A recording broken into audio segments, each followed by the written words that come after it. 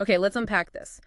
What if a pivotal moment in history, like the very founding of the Roman Republic, wasn't quite as we've always learned it? Hmm.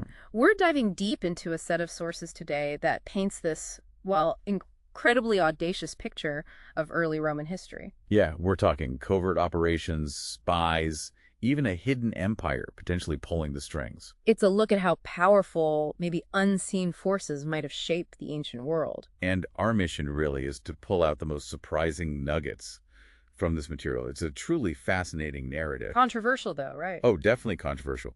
But it suggests what we know as intelligence actually got its start in a very, very unexpected way. Okay, so let's start there. This alleged origin for the word intelligence itself. The sources take us to Persia. Right, ancient Persia. Yeah. The Achaemenid Empire, huge power, controlling Phoenicia, which was, crucial for Mediterranean trade. Okay. And the sources present this stark choice for Phoenician criminals, I think murderers, serious offenders. Nudge. Yeah.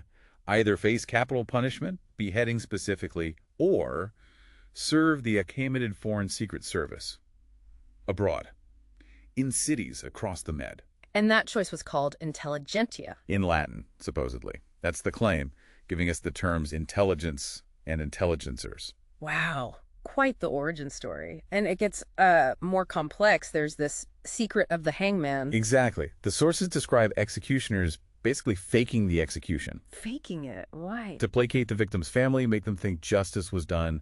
But really, the criminal was freed. Freed for espionage. Precisely.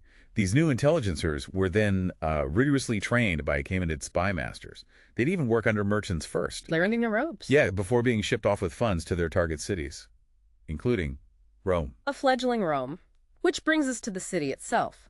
These sources, they make a pretty astonishing claim about its founding, too, don't they? They really do. Not local Latin tribes, Yeah. but arguably founded around 753 BCE by Assyrian seafaring merchants. Assyrian, from the empire that conquered Phoenicia earlier. That's the connection they draw.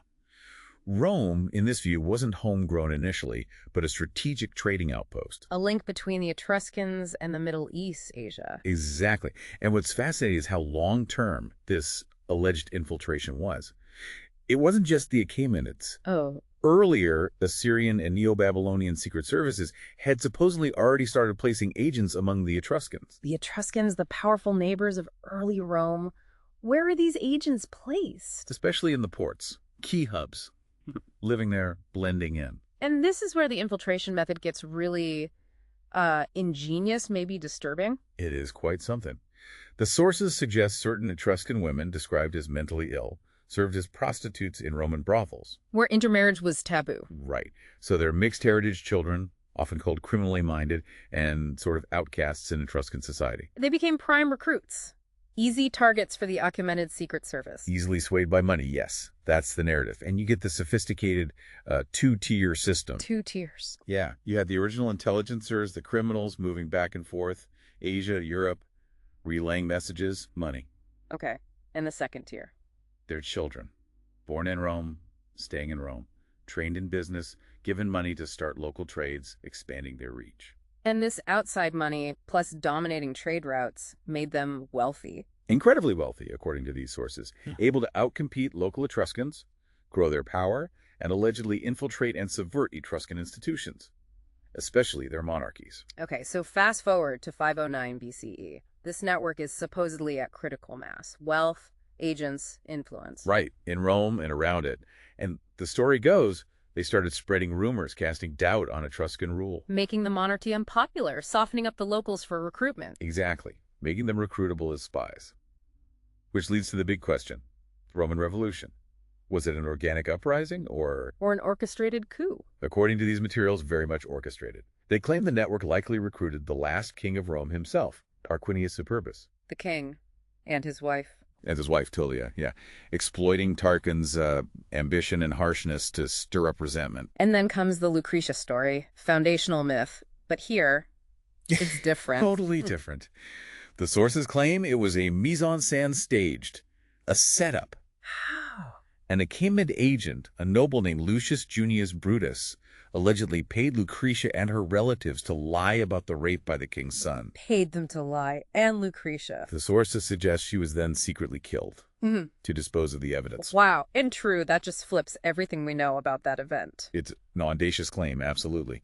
But this fabricated scandal, plus the existing outrage, plus the network's forces, intelligencers, traitors, spies, soldiers, Allowed them to overwhelm the Etruscan guards, take the city during riots. that's the picture painted. And just like that, the Roman Republic is established. But as a covert colony, supported by these Achaemenid agents within the Roman nobility. Yes, that's the term used. And they even point to alleged Achaemenid symbolism appearing in Rome. Like what? Certain colors. The eagle symbol. Think about the later Catholic eagle with the orb, even sun symbols in Roman cults. Huh. And there's that historical irony too, right, about Greece. Well, yeah, it's fascinating. Greece, under Alexander, conquers the Achaemenid Empire in the 4th century BCE. Right. But then Rome, this republic allegedly born from Achaemenid influence, later conquers Greece. Wild. And one last connection. Brutus, Caesar's assassin. Marcus Junius Brutus. The sources connect him right back.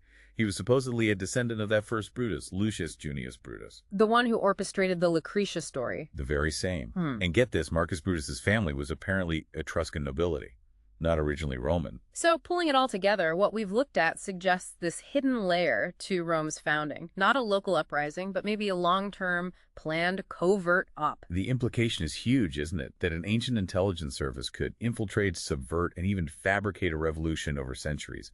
It really challenges how we view history, how power works. It absolutely does. And that leaves a really provocative thought for you listening. If this detailed, surprising account of Rome's origins has even a little bit of truth to it, what other historical narratives, things we take for granted, might also have astonishing hidden origins if we just, look at them from a different angle?